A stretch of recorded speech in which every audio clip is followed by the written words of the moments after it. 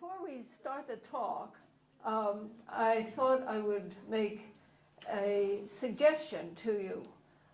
I know you have small hive beetles, and you probably use all sorts of things to keep them under control, but they do get out of control. So, I was in the apiary just a little while ago, and I mentioned what I and a number of other beekeepers do to chase the small hive beetle out of the hives.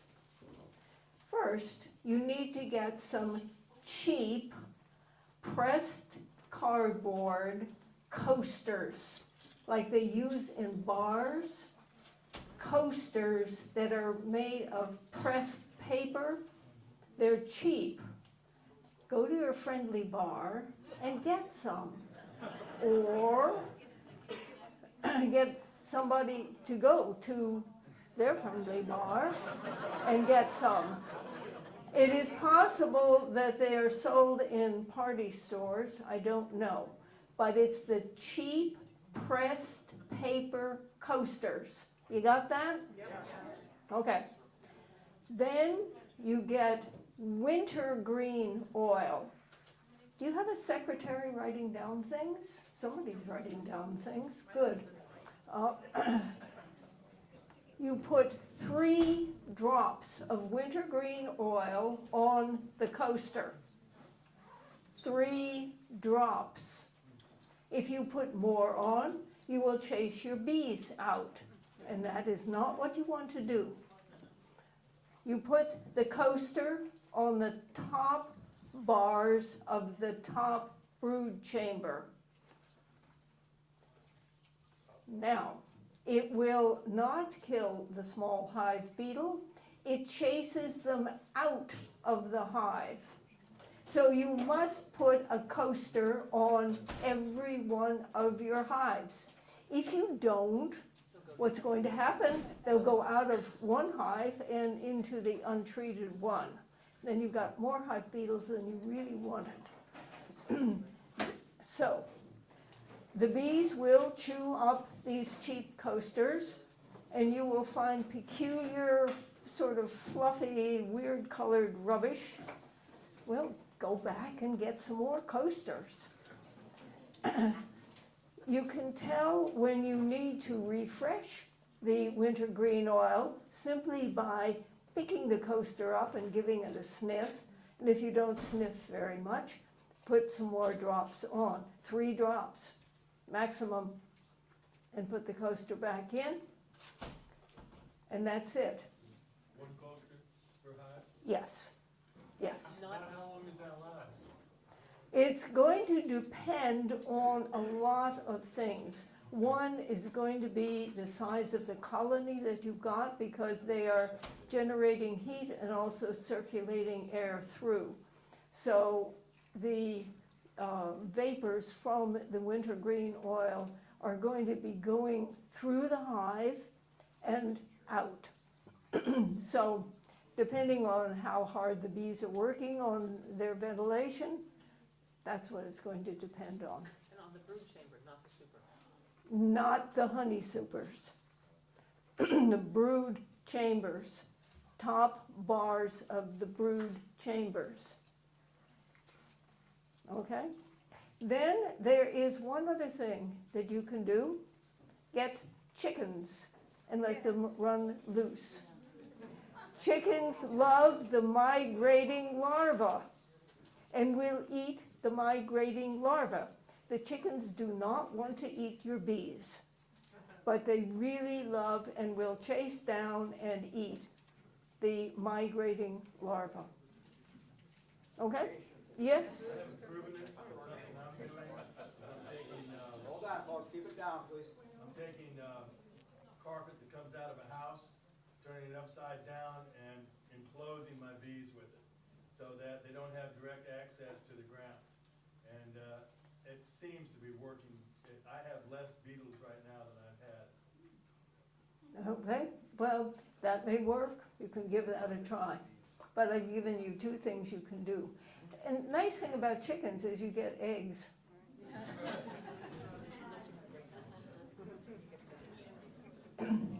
Now, we are going to see about stress in honeybee. Stress is a buzzword of today.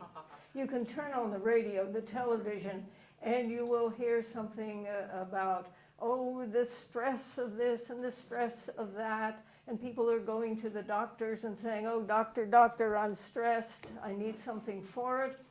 And it is the popular thing to have today, stress. Well, we need to see. Let's see if this works. Okay, we can look at a few stresses for humans. You've probably got more. But I want to make a point. You got a flat tire and a busy road and you're going somewhere. Ooh, stress. Well, you get the flat tire fixed, you go on your way. So it was a short-term thing. It's over, everything's fine, you can breathe a sigh of relief. You got a tiresome neighbor. They're really very nice, but every Saturday night they have a rather noisy party. So it's sort of an intermittent but recurring stress. Money, that's perpetual. Have we got enough money to go on vacation? No. Well, have we got money to? No. So that's one that seems to be always with people. Well, we can look at stresses on honeybees, and let's see what we can do. Now, some of you are experienced beekeepers, and you may be mentoring some newbies. Well, those newbies can learn something from this, and you old beekeepers can think about when you are mentoring newbies. And I do hope you are mentoring. Well, here's a clumsy beekeeper. He's pulled out the frames, he's put them on the ground, he's about ready to step backwards right in the middle of a brood frame. He's got them all mixed up. He has absolutely no idea what order to put them back into. Those poor bees, they've got a totally messed up hive. And instead of working hard to raise more bees or to collect nectar to make honey for you to sell, they're putting their hive back together. And it can take days. Think about it when you are opening a hive. Are you putting it back together the bees' way or just any old way? A meddlesome beekeeper. If you're in your very first year of beekeeping, I really don't care how many times you open a hive and look into it. I expect that. After all, you don't have X-ray vision to see what's going on inside the hive. It's a box, and it's got bees doing something. The bees are your teachers. So if you are in your first year of beekeeping and you want to open up the hive and just simply watch what the bees are doing, fine. You might set them back a few days on whatever project they've got, but they will teach you something. However, past your first year, think about this. Well, what is a meddlesome beekeeper? Well, I was in the hive on Saturday, but I didn't see the queen. So today's Tuesday. I think I better go back in. I think I better go see what if there's a queen there. Goes in on Tuesday. I can't find the queen. Must be one. Well, think about it. It's Thursday. You know, I better go back in there and rummage around and see if I can find the queen. And Saturday comes. He opens up the hive. He's going to look for the queen, and he'd forgotten about checking for food. And the bees are saying, "Here he comes again." So don't be a meddlesome beekeeper. Go ahead, put on your veil, light your smoker, grab your hive tool, and say, "Why am I going into this hive?" What is my purpose? Am I just going in to look around? Or do I suspect a problem? Think about it. Why am I going into this hive? Have a purpose.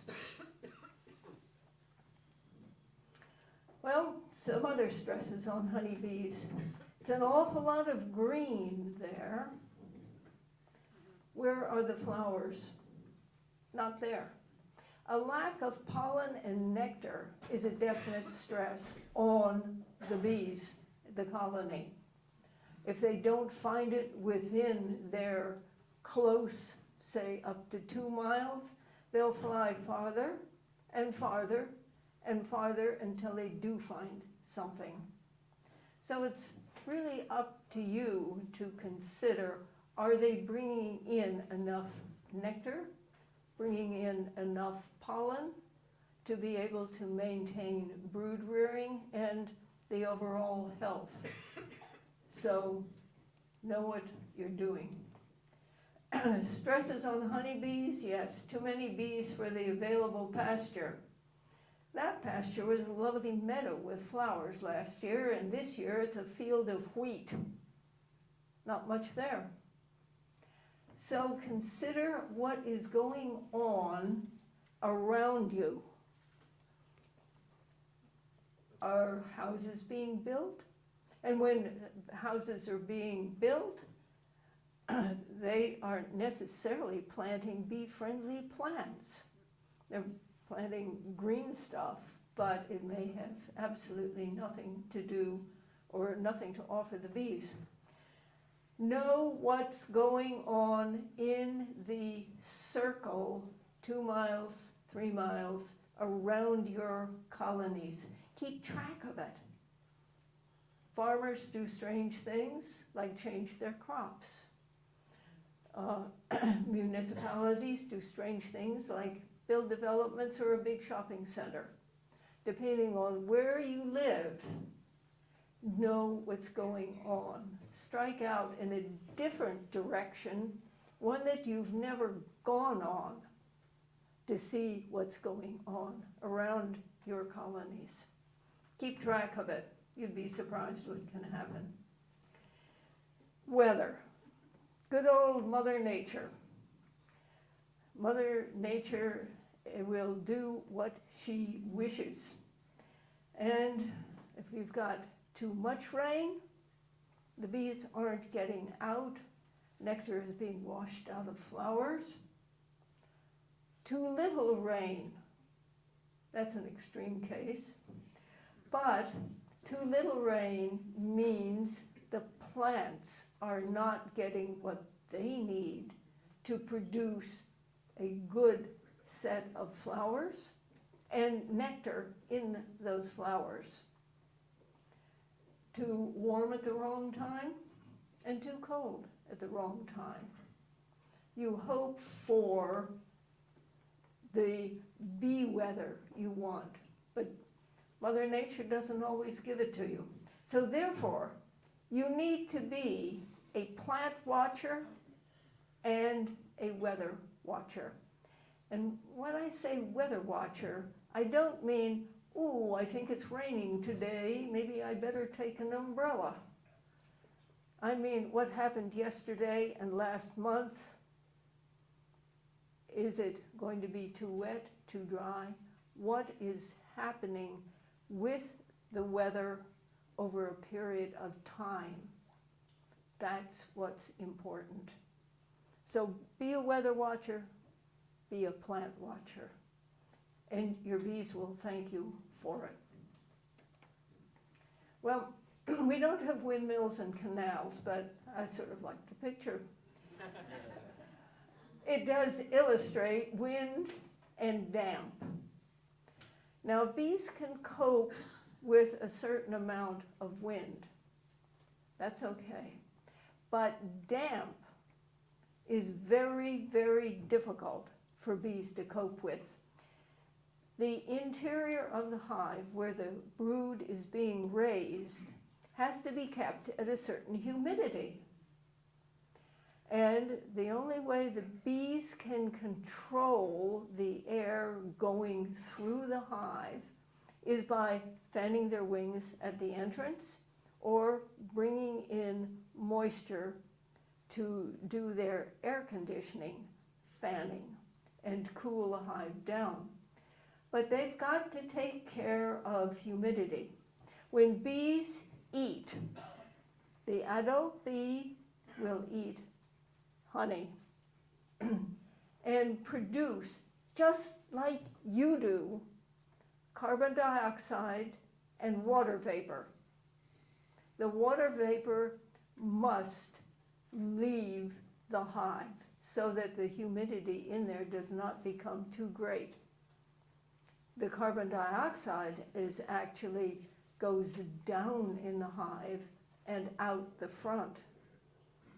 So ventilation is essential for a healthy bee colony. And think about it. Are you providing plenty of ventilation for your bees? They do very, very well with plenty of airflow past the hive. They don't do well with a prevailing wind blowing in the entrance because they can't control it. They can do fine with wind if it's not going directly in. So know where your prevailing winds come from so that your bees can cope with damp and wind.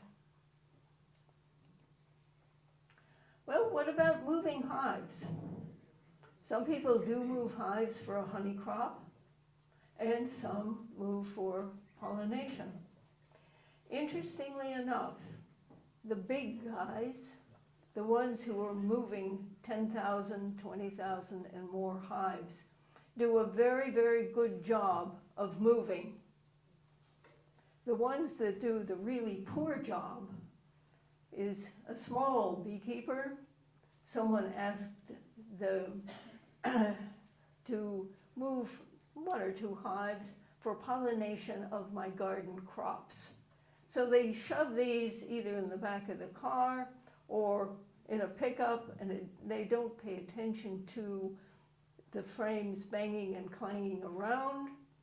Queens get squished, bees get dumped. They aren't happy. It is a real stress. The big pollinators have equipment that keeps the frames from swinging and clanging. Those frames are immobilized. If you see beehives on a pallet, the pallet, unseen to you, has a set of wire bumps holding the frames steady. The small pollinator, 1 or 2 hives shoved in the back of a pickup truck, doesn't have that and didn't even think of it and didn't know they existed. So if you are ever asked to move hives, give some consideration to the bees going down a bumpy road or stopping at stoplights, accelerating, decelerating. It can be hard on traveling.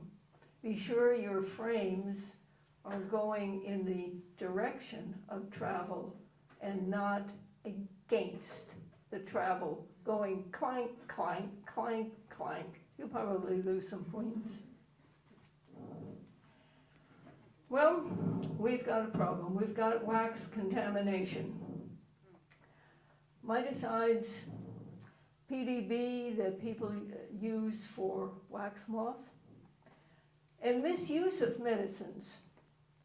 People are absolutely great. The doctor says take 1 pill once a day. So you go home and think, oh, I really feel absolutely terrible. So he said 1 pill. I'll take 2. If 1 is good, 2 is better. No, it's not. It's the same thing with bees. If the label tells you what to do, you do it. You don't say, oh, if 2 strips are good, I'll put 4 in. This has got to be at least twice as good.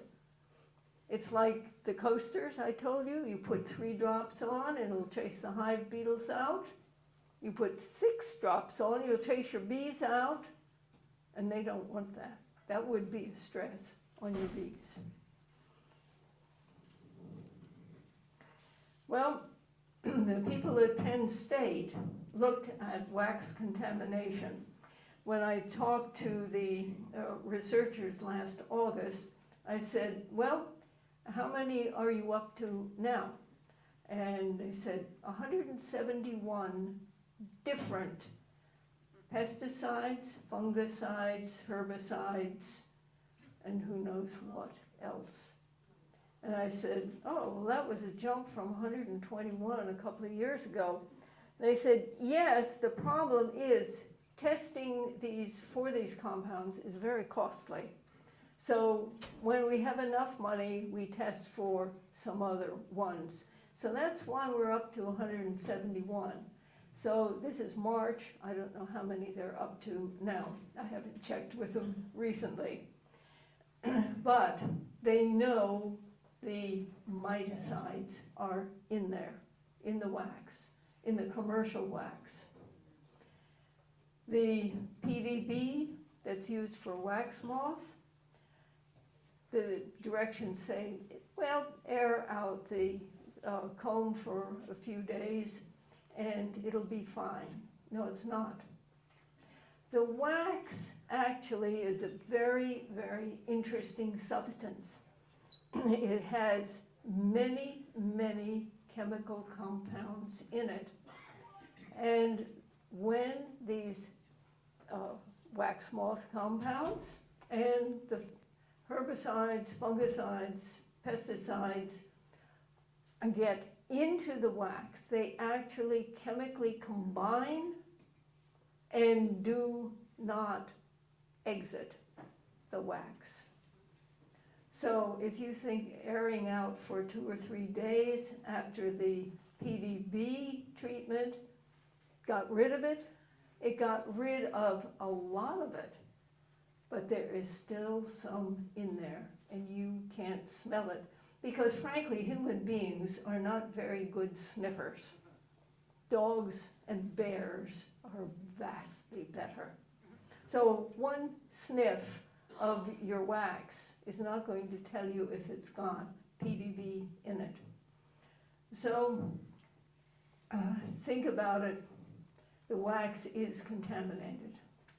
And we also know that it gets contaminated by bees bringing in contamination from the flowers they visit.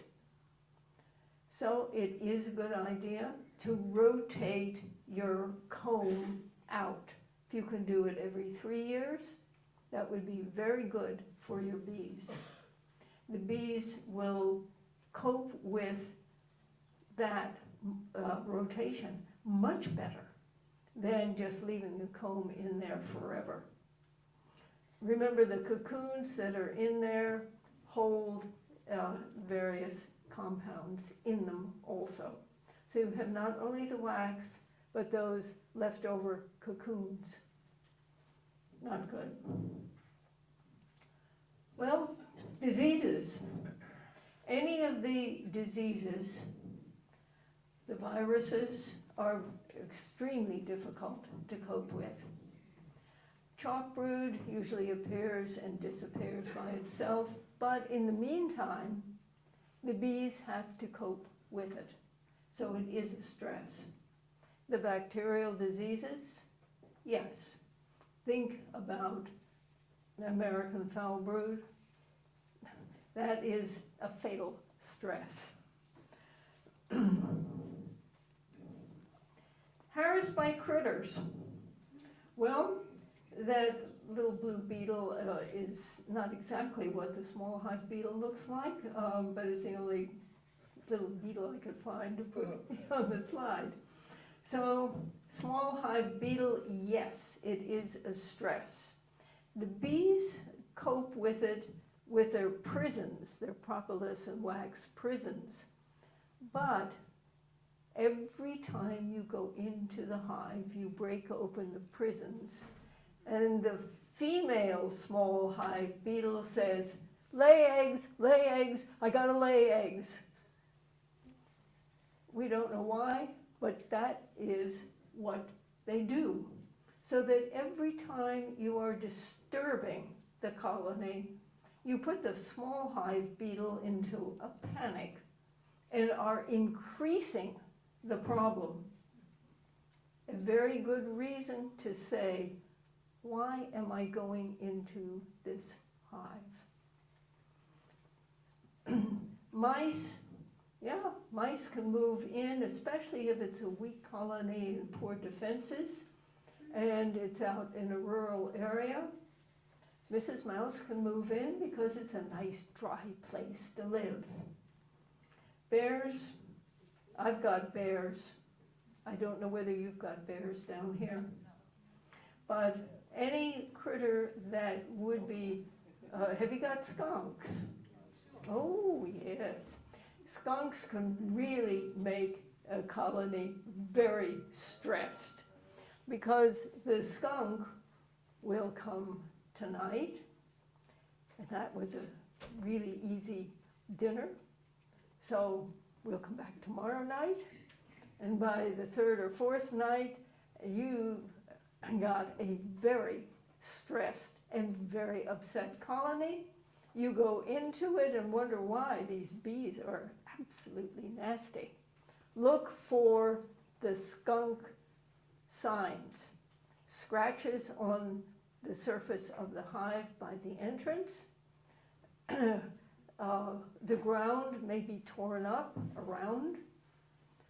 So, and you may find the little spat out remnants of the bees, because the skunk squishes them, and if you've ever tried a squished bee, they are a bit sweet because they do have some honey inside of them, but the rest of the bee is sort of crunchy, and the skunk doesn't really want it, so it just spits it out on the ground. So look for those, look for ground that's dug up, and keep the skunks away from your hive. These days, we've got queen problems. Everybody's got queen problems.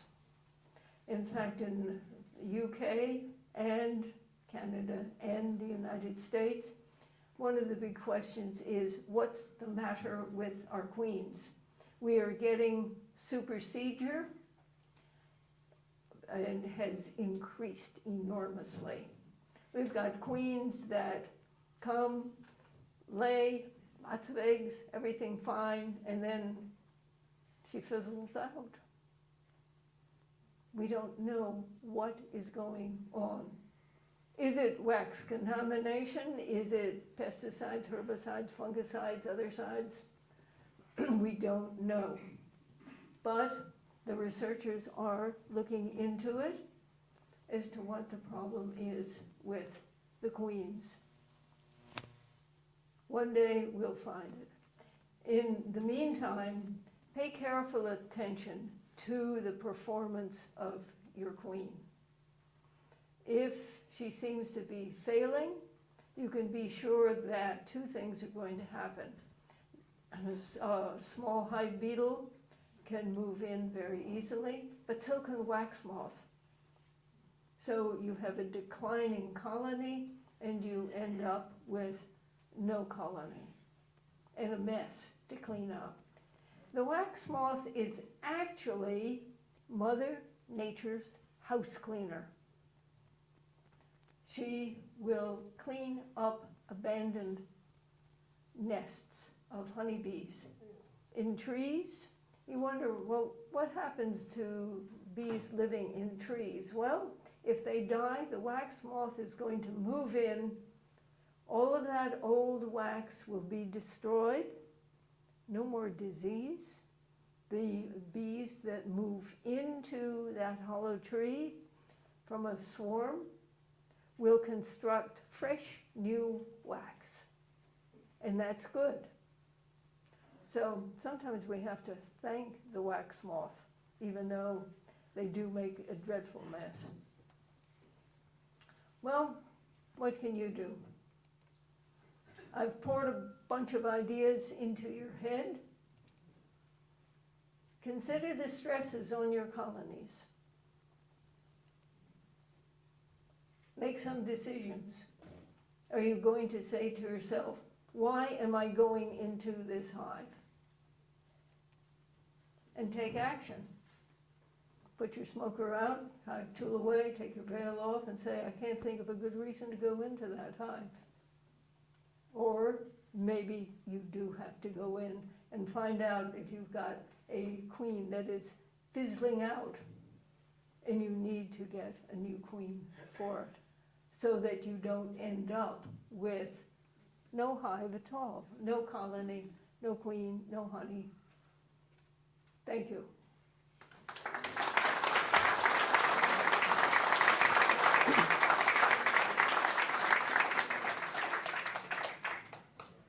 If anybody has any questions, I'd be happy to answer them.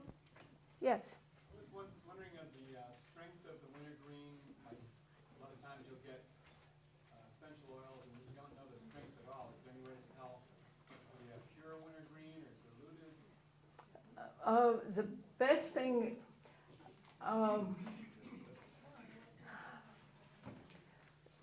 if you know where what shop you're getting it from, they may be able to tell you. If one place that does sell high quality wintergreen oil is Glory Bee, but they're out in Oregon, and they would have to mail it to you, which is fine, but health stores do carry it, and I think you would have to trust what the store says. Yes? The two of my predators for bees are the Jesus lizards and the bufo frogs. They just sit there and just bufo. And so if for newbies or anybody else, keep an eye out. If you see them hanging around, they will stay around. Pellet guns work well. Yes, they can. The other thing is that sometimes if vegetation is hanging over a hive, I've seen this in some of the tropical countries I've worked with, the lizards would go up the trees and just simply drop down on the hives. As far as lizards go, they can be difficult. Also, some of the toads, sometimes elevating the hive up, and if you can put feet of a hive stand in oil, that does keep down ants very well, and you may be able to prevent the lizards from climbing up onto it, but they can drop down off of foliage onto hives. Yes? Only the wintergreen, none of the other mints, like peppermint. Oil of wintergreen. Yes. For those beautiful toads, give them a slice of fuzzy ammonia, they're dead within about 2 steps. What'd you say?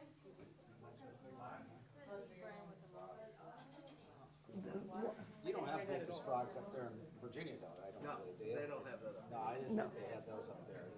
They sit in front of our hives and then we'll just sit there and eat the bees like candy. Yes, yeah. I'm sure any frog would do that, so. It's usually the toads that do that. And in some areas of Virginia, they would have problems with toads. If you can keep various critters away from the entrance of the hive by getting some chicken wire and making a roll of it. This works for skunks too. And placing it so that the critter cannot get too close to the entrance. So the bees can fly right through chicken wire.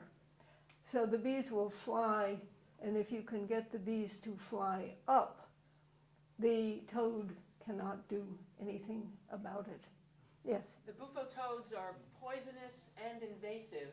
Mm-hmm. So last night I sent my first one to Siberia. I catch them Put them in the freezer. and I put them in a freezer. That's what I do. And That's what I do. it's actually the most humane way to kill them because they go into hibernation and then you just leave them there a little extra long. An easy way to catch them is that, I had a hip replacement. You can get there's a gun, like an arm with a handle on it that they grip for older people that can't reach something up there. And you can grab the bufo frogs with that and put them in a Ziploc and put them right in the freezer, and and they just go to sleep and then throw them away. The boo-foo toads in my yard, they're too damn quick.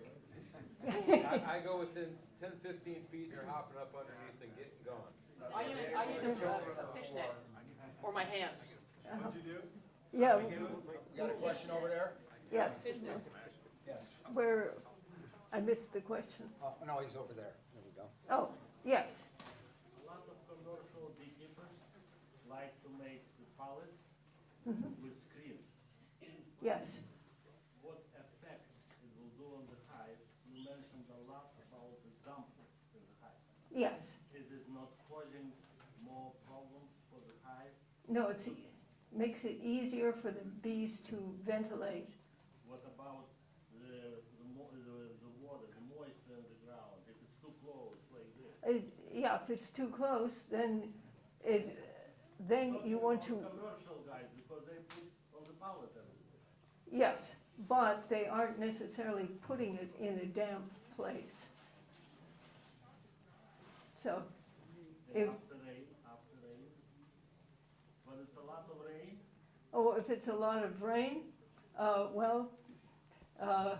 it would depend on the crop being pollinated and how long the bees are going to be in there. If it is raining, they aren't going to get very good pollination. They may pull out. Yeah. Yes. What's your opinion on screen bottom boards versus solid bottom boards with the ventilation issue? We use screen bottom boards all the time now, year round. Mhm. Even through the winter.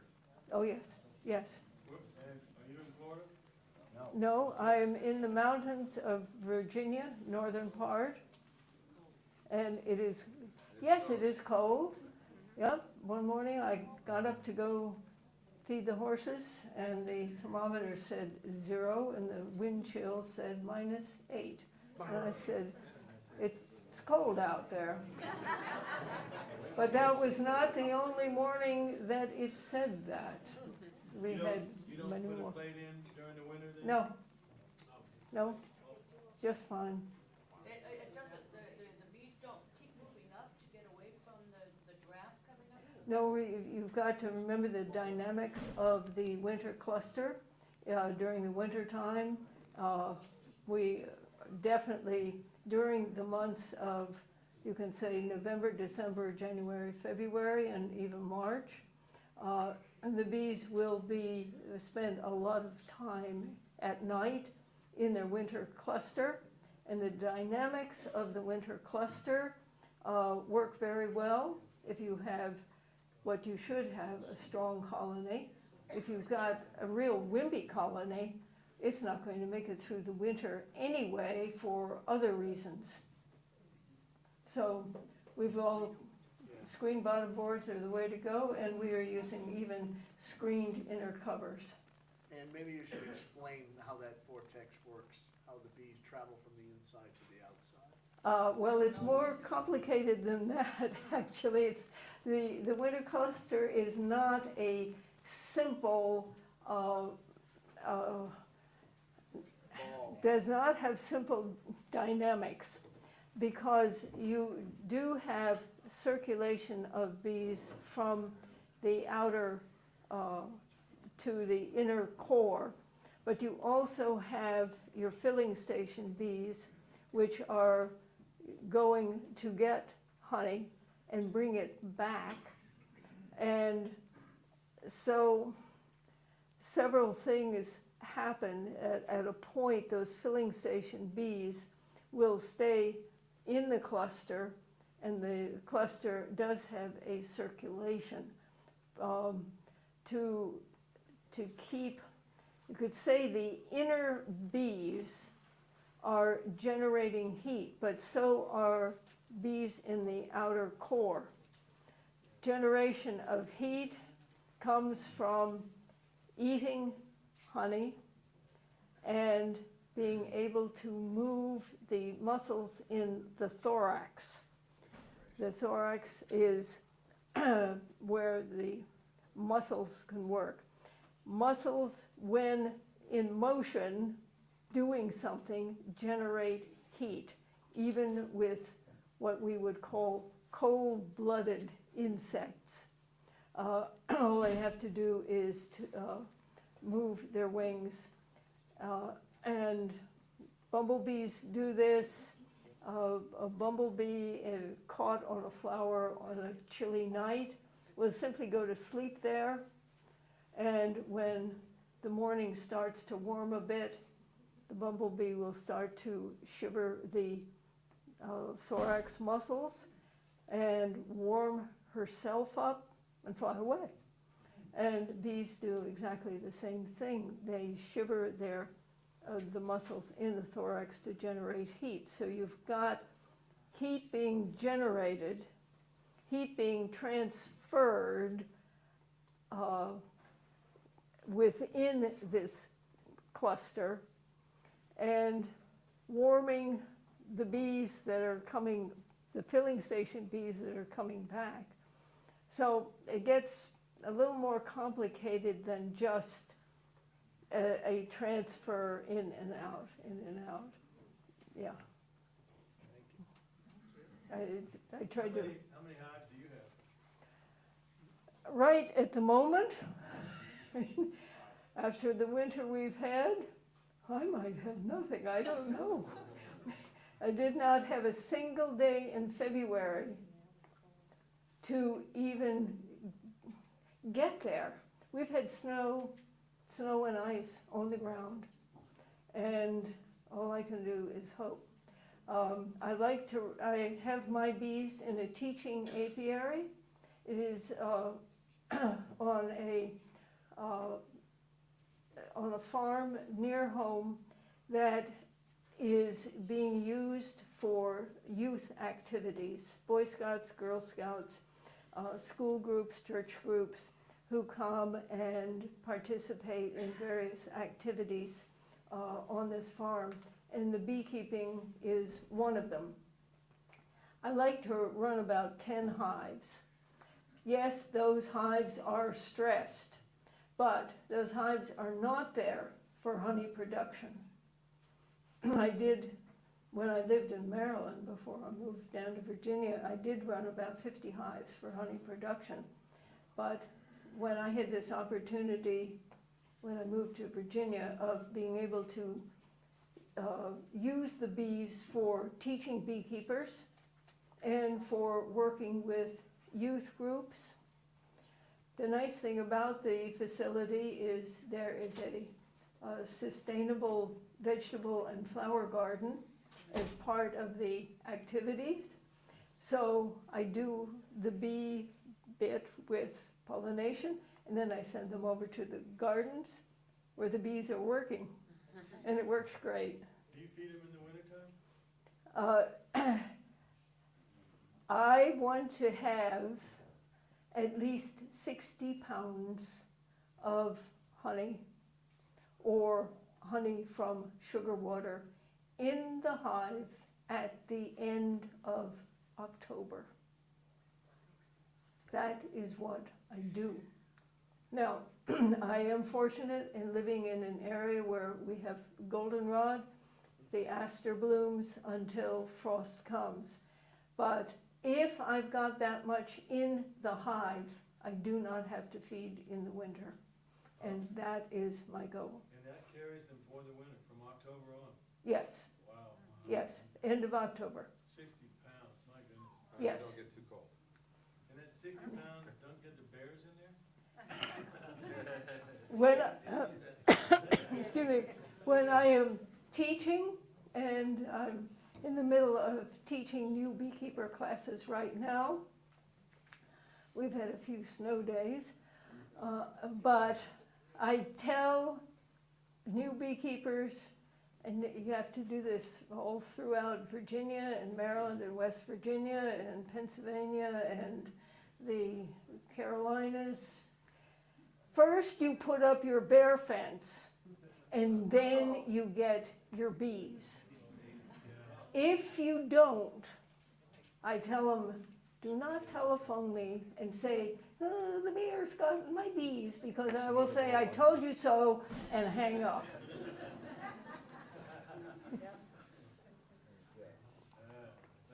Please, you said that your hives are catching goldenrod Yes, and the bees winter in it. yes, Goldenrod is a fast crystallizing honey. yes it is.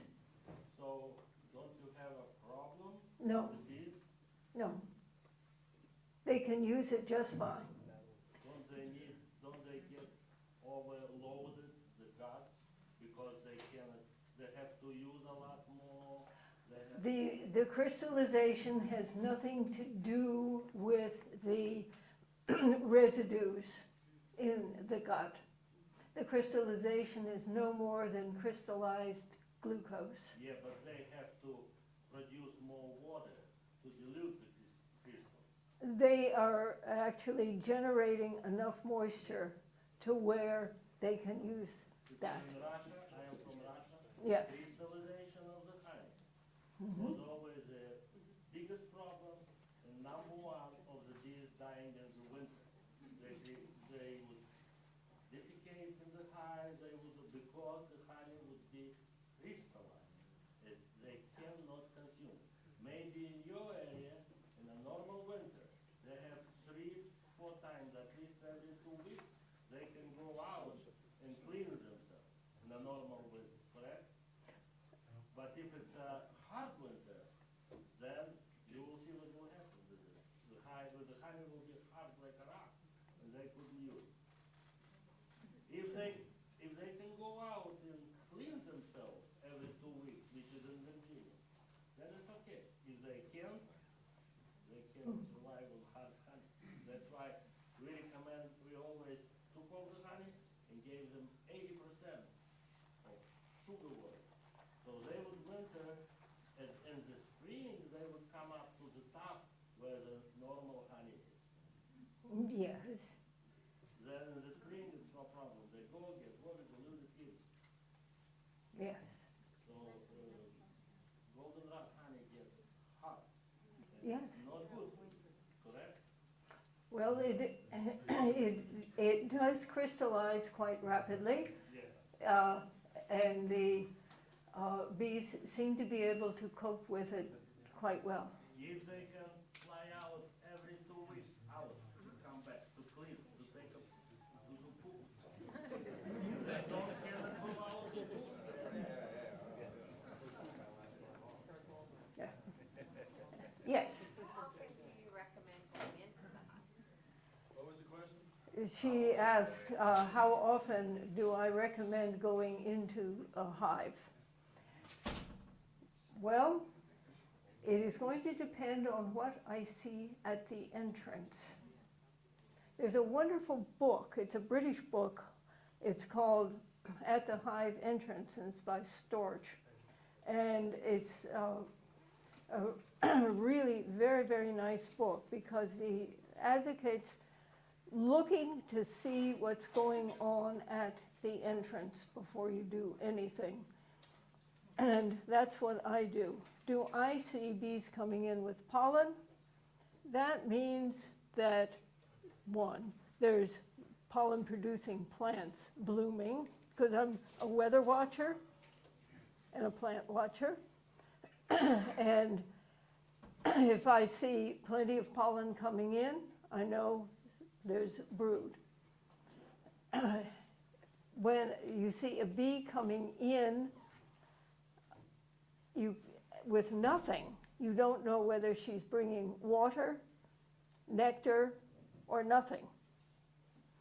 So I say, well, I see a lot of activity. I don't think I'll go in this time. So it's very, very hard to say, to put a schedule on it. If I were to go in and see that there are plenty of bees, everything seems to be fine, I might not go in for 3 or 4 weeks, not bother. But I look at the entrance. If at the entrance I see nothing coming in, no bees going out, I want to see guard bees at the entrance, meaning that there have enough bees to have a small percent of guards, then everything should be all right. So once a month should be ample. Yes, but if you go in and you say, no, I don't like, say, the brood pattern, or something else doesn't seem to be right, then you might say, well, I'll close it up and I'll come back in a week and see if it's going up or going down. So it's very hard to have a schedule. Yes? Everything may be looking right, but you still want to harvest some honey, though. So do you have a rule of thumb, or did you just go in, just take a peek at the super? I'm a plant watcher and a weather watcher. I know when my strong nectar flow is going to begin. I watch the plants, the trees, the flowers that are going to be my main nectar flow. And I watch the plants. I watch the weather. And I say, okay, the black locust is coming into bloom. The weather looks good. The supers will go on. Now, I will have to check the supers to make certain, because black locust is a weird tree. It can come into full, beautiful bloom and not produce a drop of nectar. But you'll find out, all you have to do is take the top off, and trees are in full bloom. Is anything in the super? If nothing's in the super, then I've got to watch for the next nectar flow after black locust. So I watch the plants, I watch the weather. I have lost crops because of weather. I can remember one horrible year when the tulip poplar trees came into full bloom. I was in a forest of tulip poplar trees, and I could just count the pounds of honey that I was going to produce.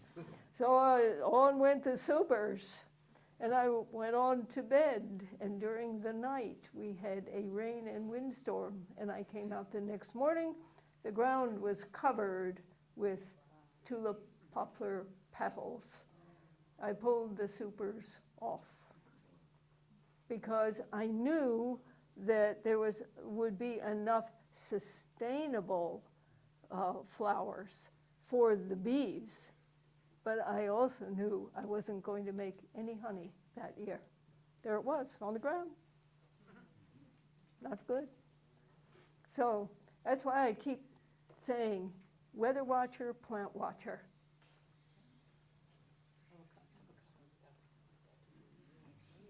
Okay? Okay?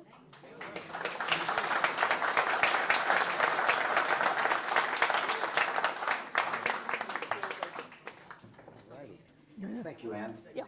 Very much. In case I didn't mention it, Ann is a writer and editor for, I believe it's called the ABC and XYZ. No. What's it called now? I write, oh, yes, I get that. She writes for Bee Culture, right? Yeah, I have a monthly article in Bee Culture. I also write for Beekeepers Quarterly, which is out of the UK, it's a quarterly beekeeping magazine. And I write for Beecraft, which is a UK magazine for their beekeepers. I also have edited a number of beekeeping books. If you own the 2007 edition of ABC and XYZ, you can look on the author page. And I've edited a number of other books that are out there.